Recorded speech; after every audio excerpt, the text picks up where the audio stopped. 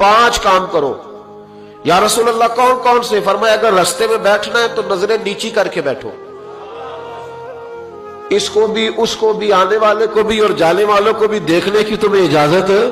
रास्ते में बैठना है तो फिर नजरें नीची करके बैठो। रसूल करीम अलैहिस्सलाम ने फरमाया रास्ते में बैठना है तो दूसरी शर्त है, ये शर्तें 5 लगाई नबी पाक ने, ये बुखारी है।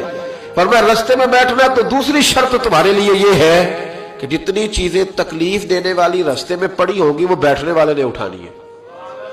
उसने एक नया वहां बैठ के अजियत वाला काम नहीं करना, बल्कि उसकी जिम्मेदारी है, चूंकि रास्ते में वो बैठा है, तकलीफ दे चीजें उठाएगा।